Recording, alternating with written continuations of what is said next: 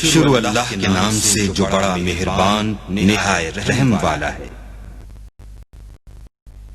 अस्सलाम वालेकुम dear students, आज के लेक्चर में हम स्टडी करेंगे रिफ्लेक्शन ऑफ साउंड, जिसको हम एको भी कहते हैं, speed of sound in different medium, और लास्ट टॉपिक हम डिस्कस करेंगे नॉइज इज नॉइसेंस या फिर noise pollution. So let's start.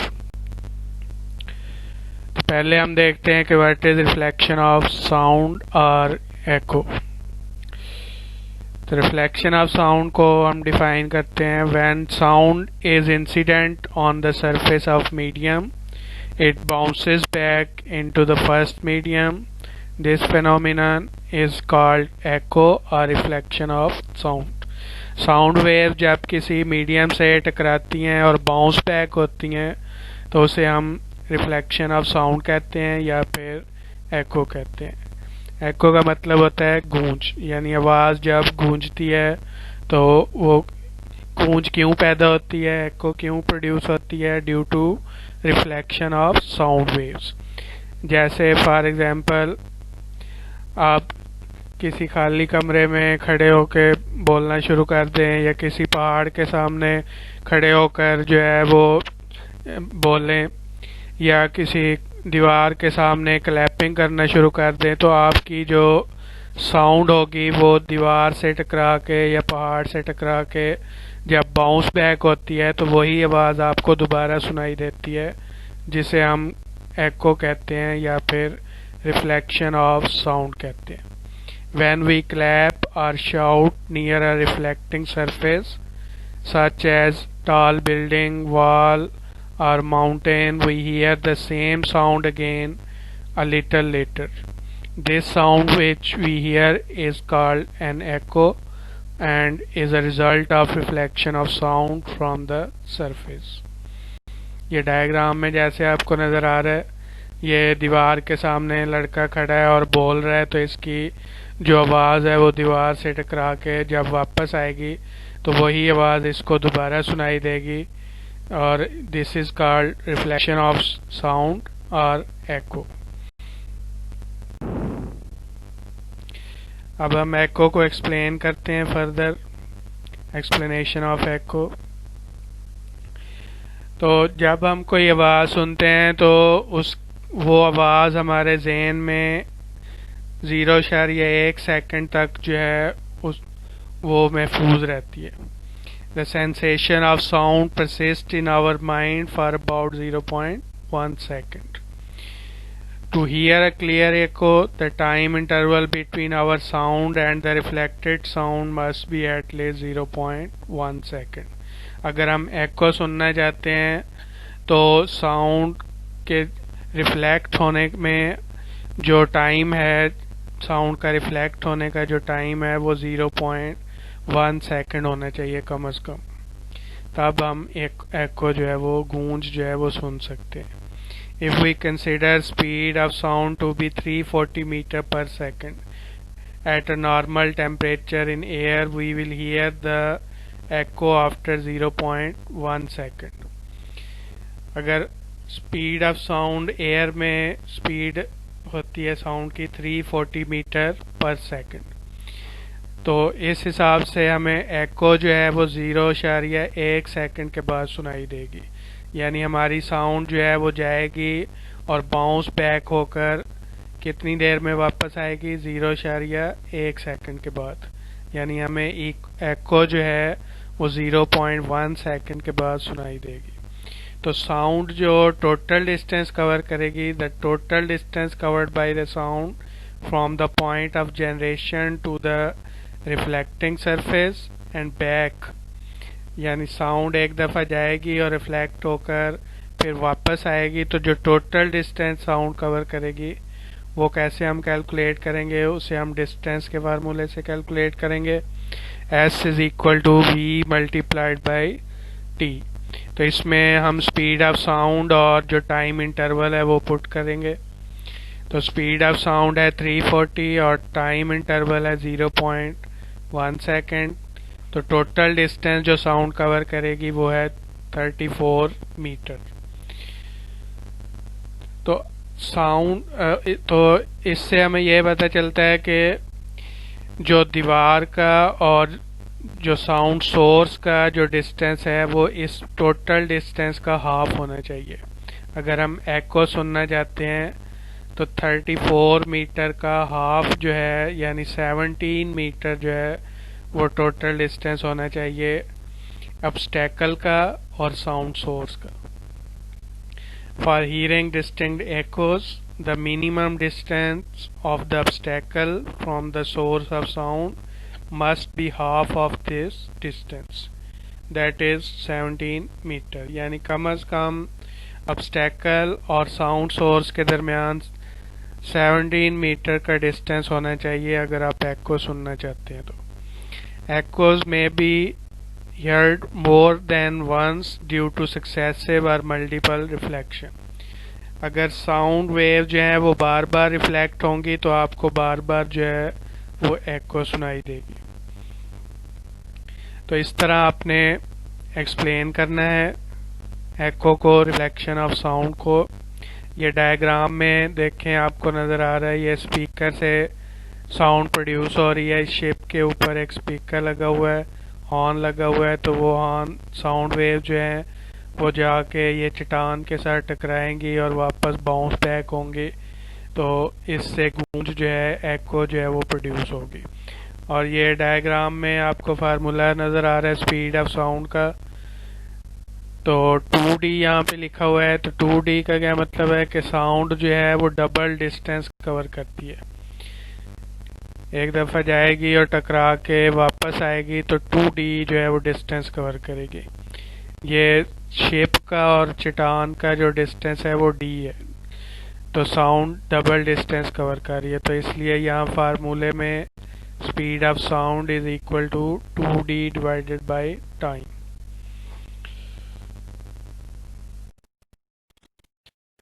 अब हम देखते हैं कि डिफरेंट मटेरियल में जो स्पीड या साउंड की स्पीड वो क्या होती है।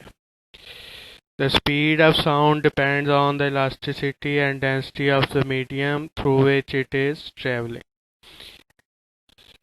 किसी भी मटेरियल में या मीडियम में जो स्पीड है साउंड की वो उसकी इलास्टिसिटी और डेंसिटी पे डिपेंड करती है। In general sound travel faster in liquids than in gases and faster in solid than in liquids. सबसे ज़्यादा जो साउंड की स्पीड है वो लिक्विड में होती है, सॉलिड में होती है, उससे कम फिर लिक्विड में, और गैस में सबसे कम होती है। The greater the elasticity and the lower the density, the faster sound travels in the medium। Elasticity के डायरेक्टली प्रोपोर्शनल है स्पीड ऑफ साउंड और डेंसिटी के इन्वर्सली प्रोपोर्शनल है। इलास्टिसिटी जितनी ज़्यादा होगी किसी भी मीडियम की स्पीड ऑफ साउंड उतनी ज़्यादा होगी, और डेंसिटी जितनी कम होगी उतनी स्पीड ऑफ साउंड ज़्यादा होगी। स्पीड ऑफ साउंड का फार्मूला जो है वो इस तरह हम लिख सकते हैं, v is equal to square root e over rho. यहाँ पे ये जो ई है ये इलास्टिसिटी को या कंप्रेसिबिलिटी को रिप्रेजेंट कर रही है, और रो जो है ये डेंसिटी है। तो इस रिलेशन से हम देख सकते हैं कि जो स्पीड ऑफ साउंड है वो इलास्टिसिटी के डायरेक्टली प्रोपोर्शनल है और डेंसिटी के इन्वर्सली प्रोपोर्शनल है। तो सॉलिड की जो इलास्टिसिटी है वो ज़्यादा होती है, ठीक है। सॉलिड के जो एटम्स हैं वो क्लोज होते हैं, वो उन क्लोजली पैक्ड होते हैं, और इसलिए जो वाइब्रेशंस हैं, जो एनर्जी है साउंड एनर्जी, वो एक एटम से दूसरे एटम तक तेज़ी से ट्रेवल करती है। इसलिए सॉलिड्स के अंदर स्पीड ऑफ साउंड जो है वो ज़्यादा होती है। इसी तरह जो स्पीड ऑफ साउंड है वो टेम्परेचर पे भी डिपेंड करती है। Low temperature makes the medium vibrate slower hand slowing down the speed of sound. अगर टेम्परेचर कम होता है तो उससे जो वाइब्रेशंस हैं, जो एटम्स हैं वो आहिस्ता आहिस्ता वाइब्रेट करते हैं, तो उससे एनर्जी जो है वो आहिस्ता आहिस्ता ट्रेवल करती है एक एंड से दूसरे एंड तक। लेकिन अगर टेम्परेचर ज़्यादा हो जाए तो वो वाइब्रेशंस जो हैं एटम्स की वो तेज़ हो जाती हैं, उससे एनर्जी तेज़ी से फिर ट्रैवल करती है। तो वार्म एयर में स्पीड ऑफ साउंड ज़्यादा होगी और कोल्ड एयर में कम होगी। Elasticity, solids are generally more elastic than liquids and liquids are generally more elastic than gases. Solids की इलास्टिसिटी लिक्विड से ज़्यादा होती है और लिक्विड की इलास्टिसिटी जो है वो गैसेस से ज़्यादा होती है। तो इसलिए स्पीड ऑफ साउंड जो है वो सबसे ज़्यादा सॉलिड में होगी और सबसे कम गैसेस में। डेंसिटी जो है, if the medium is the same the speed of sound is slower the more dense it is. अगर हम सिर्फ एक ही मीडियम की बात करें तो अगर उसकी डेंसिटी को हम कम कर देंगे तो स्पीड ज़्यादा हो जाएगी और डेंसिटी को ज़्यादा कर देंगे तो फिर स्पीड कम हो जाएगी। ये डायग्राम में देखें, ये एटम्स की अरेंजमेंट है। सॉलिड्स के अंदर एटम्स क्लोज होते हैं, वो उनके अंदर जो बॉन्ड्स हैं वो स्ट्रॉन्ग होते हैं, तो एनर्जी जो है वो तेज़ी से ट्रेवल करती है एक एटम से दूसरे एटम तक। इस तरह लिक्विड में जो एटम्स के दरमियान डिस्टेंस होता है कुछ ना कुछ इंटरमॉलिक्यूलर डिस्टेंस, तो दूसरे नंबर पे जो स्पीड ऑफ साउंड है वो लिक्विड में ज़्यादा होगी as compare to gases. Gases में जो इंटरमॉलिक्यूलर डिस्टेंस है एटम्स का वो बहुत ज़्यादा हो जाता है, कंप्रेसिबिलिटी ज़्यादा हो जाती है, डेंसिटी कम हो जाती है। तो इसलिए यहाँ पर गैसेस के अंदर जो एनर्जी है, साउंड एनर्जी, वो एक एटम से दूसरे एटम तक आसानी से ट्रैवल नहीं कर सकती। इस वजह से जो स्पीड ऑफ साउंड है वो गैस में सबसे कम होगी।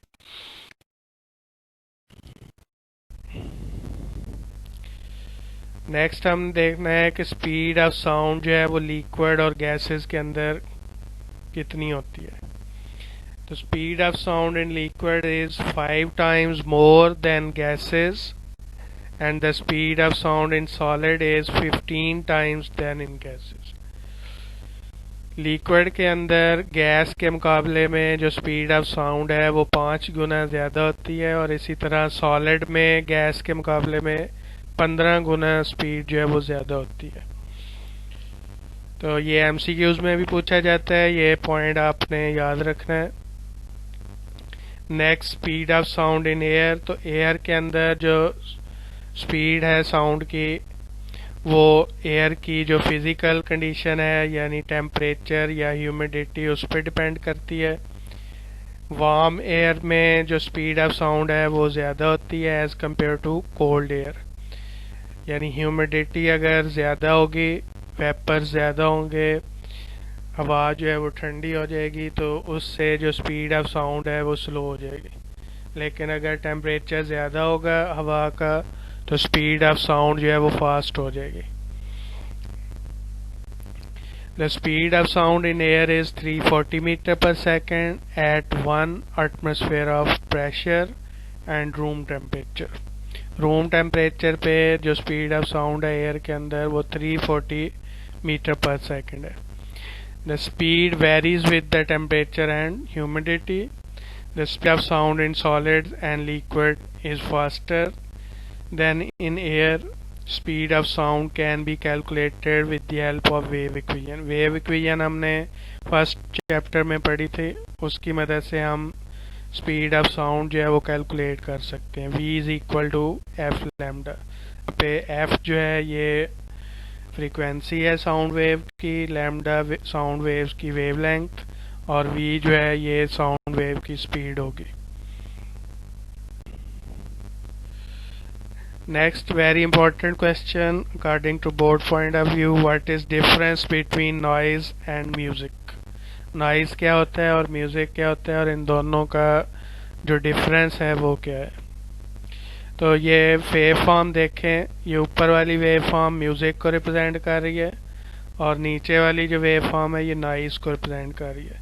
तो इन दोनों में आपको डिफरेंस नज़र आ रहा है कि ऊपर वाली जो वेव फॉर्म है उसमें फ्रीक्वेंसी और टाइम पीरियड और वेवलेंथ वगैरह जो है ये कांस्टेंट है और ये स्मूथ पैटर्न आपको नज़र आ रहा है, एम्पलीट्यूड वगैरह चेंज नहीं हो रहा। लेकिन नीचे वाली जो वेव फॉर्म है इसमें देखें एम्पलीट्यूड और टाइम पीरियड वगैरह हर जगह पे जो है वो चेंज हो रहा है बार बार। तो अब हम देखते हैं कि म्यूज़िक और नॉइज़ क्या होता है और इन दोनों का डिफरेंस देखते हैं। तो पहले हमने म्यूज़िक को डिफाइन करना है। It is regular, smooth and pleasant two year, यानी ऐसी साउंड जो रेगुलर होती है, स्मूथ होती है और हमारे कानों को अच्छी महसूस होती है, प्लेजेंट महसूस होती है, उसे हम म्यूज़िक कहते हैं। और जो आवाज़ जो है वो हमारे कानों को अनप्लेजेंट फील होती है और वो स्मूथ भी नहीं होती, हार्श होती है, उसे हम नॉइज़ कहते हैं।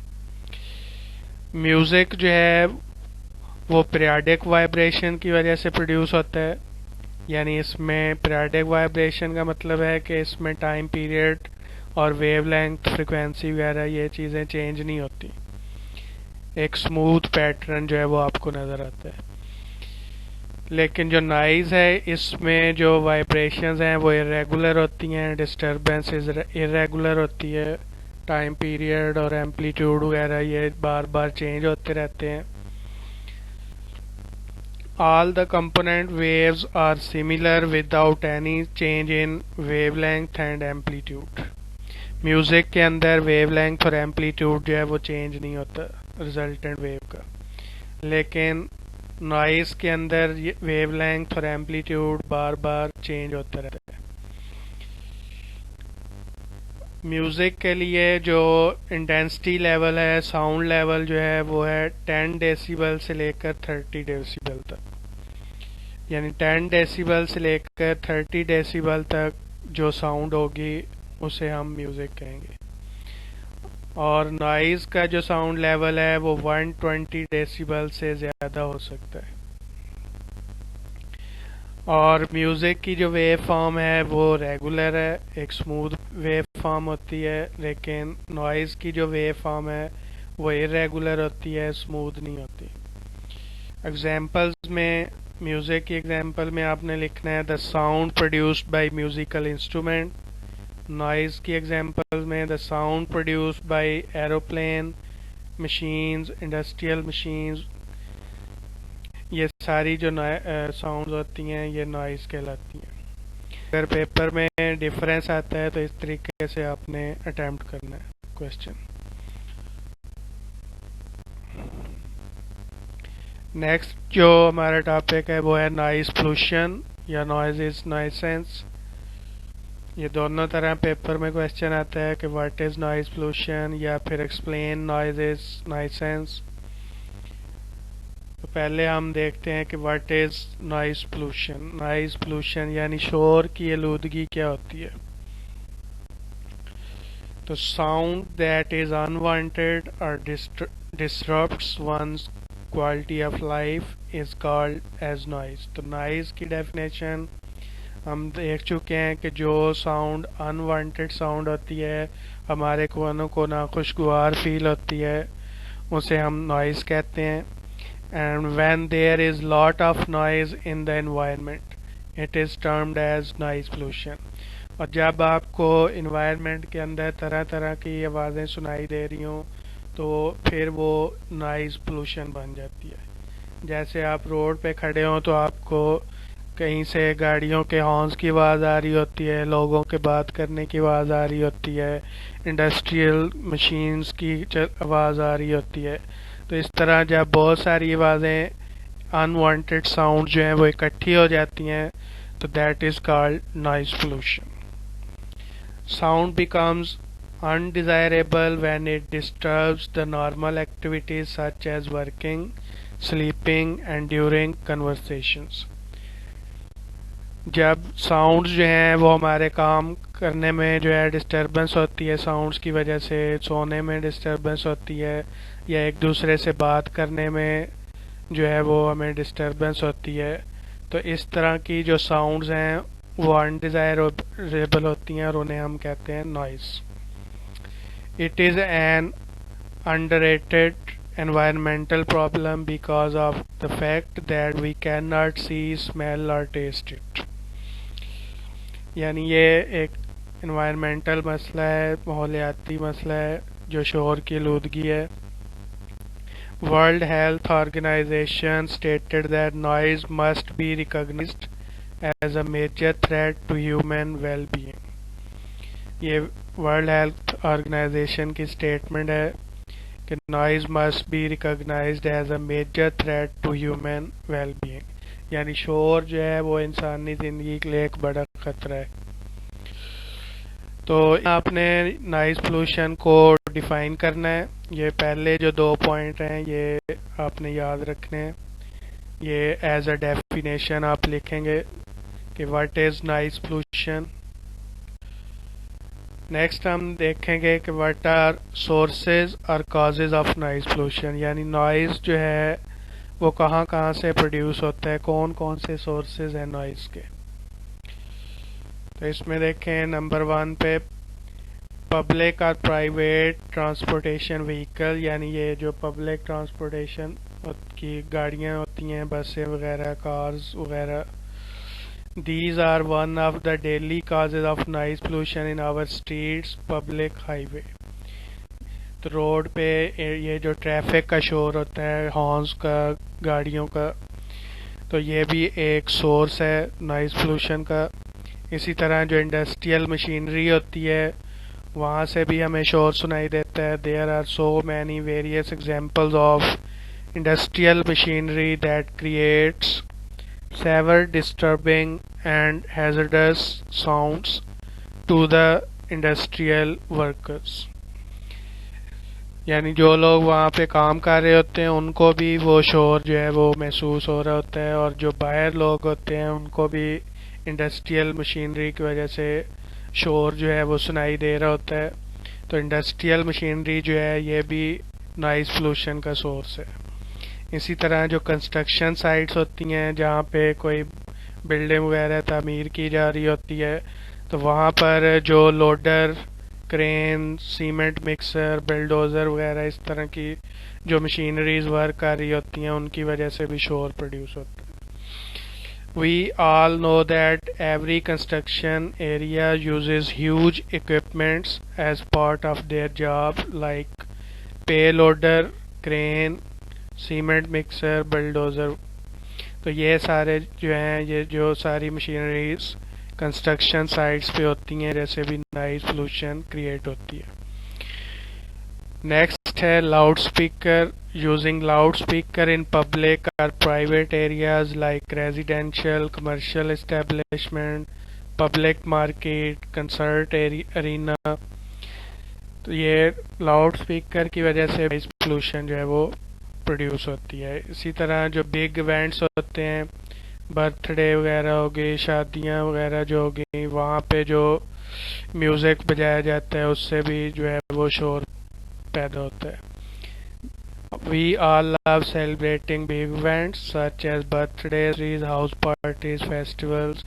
तो ये भी नॉइज़ पोल्यूशन के सोर्सेज हैं।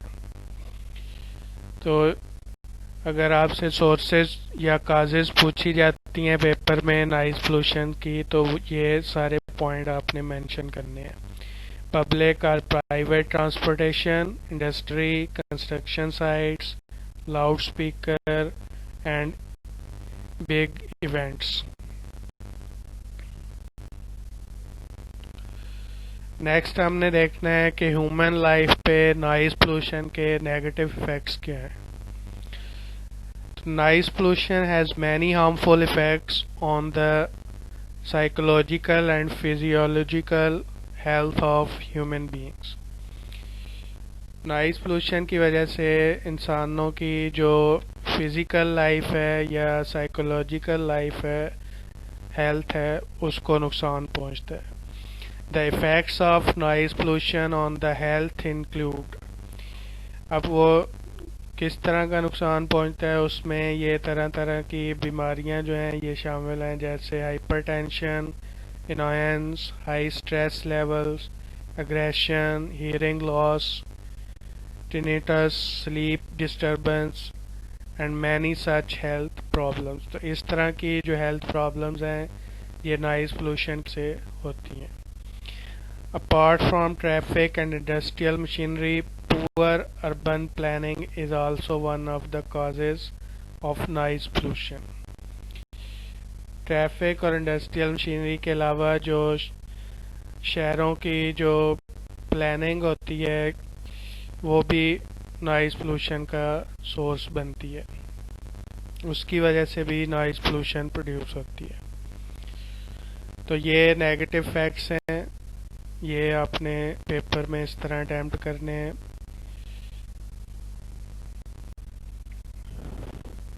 नेक्स्ट जो क्वेश्चन पूछा जाता है एमसीक्यूज में भी पूछा जाता है कि what is safe level of noise. Safe level of noise जो है वो दो फैक्टर्स पे डिपेंड करता है। It depends on two factors.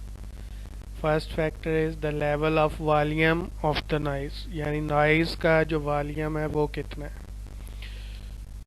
दूसरा है the period of exposure to the noise, यानी जिस जगह पे नॉइज़ प्रोड्यूस हो रहा है वहाँ पे आप कितनी देर तक वो नॉइज़ को सुन रहे हैं, उसे हम कहते हैं पीरियड ऑफ एक्सपोजर।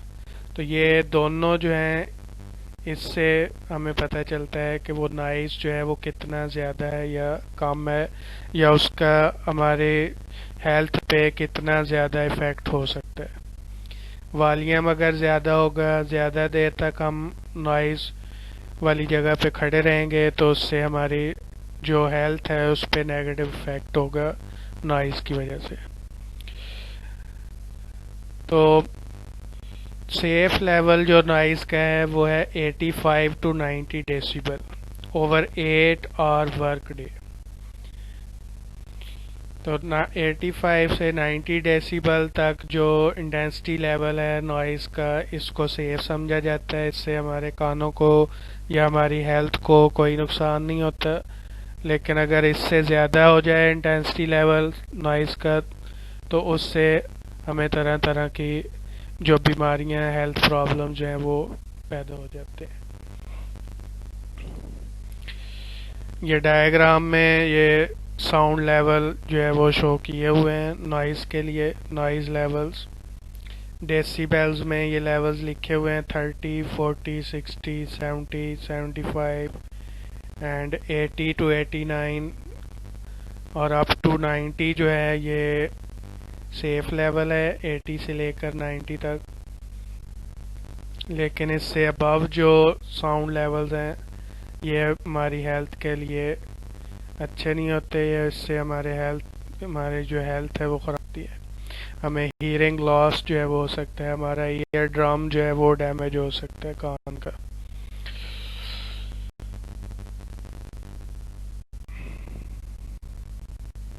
नेक्स्ट हमने देखना है कि नॉइज़ पोल्यूशन को हम ख़त्म कैसे कर सकते हैं, कैसे रिड्यूस कर सकते हैं। तो उसके लिए ये पॉइंट्स आपने याद रखने हैं। Planting bushes and trees in and around sound generating sources is an effective solution for noise pollution।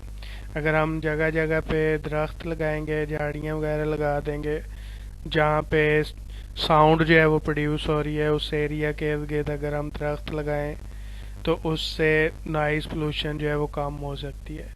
क्योंकि दरख्त जो हैं या झाड़ियाँ हैं वो साउंड को अब्जॉर्ब कर लेते हैं, इसलिए। Regular servicing and tuning of automobiles can effectively reduce the noise pollution. गाड़ियों से जो शोर पैदा होता है उसको कम करने के लिए हम क्या कर सकते हैं, गाड़ियों की अगर हम वक्तन फ़क्तन ट्यूनिंग करवाते रहें तो उससे ये नॉइज़ पोल्यूशन जो है वो कम हो सकती है। Buildings can be designed with suitable noise absorbing material for the walls, windows and ceilings। इसी तरह जब हम कोई बिल्डिंग जो है वो कंस्ट्रक्ट करते हैं तो उसमें अगर हम सीलिंग लगा देंगे या इस तरह की और जो बिल्डिंग मटेरियल है वो अगर हम लगा देते हैं तो उससे जो साउंड है वो अब्जॉर्ब हो जाती है और नॉइज़ जो है वो कम हो जाता है। Workers should be provided with equipment such as ear plugs and earmuffs for hearing protection। तो ये सारे पॉइंट्स जो हैं ये आपने लिखने हैं four ways to reduce noise pollution. Homework अपना नोट कर लें, इसमें ये क्वेश्चन आपने लिखने हैं नीट नोटबुक पे। What is difference between echo and reflection of sound? compare speed of sound in different medium, how speed of sound is calculated, what is difference between noise and music, explain that noise is nuisance. ये सारे question आपने NEET copy पे लिखने हैं. Okay, अल्लाह हाफिज़.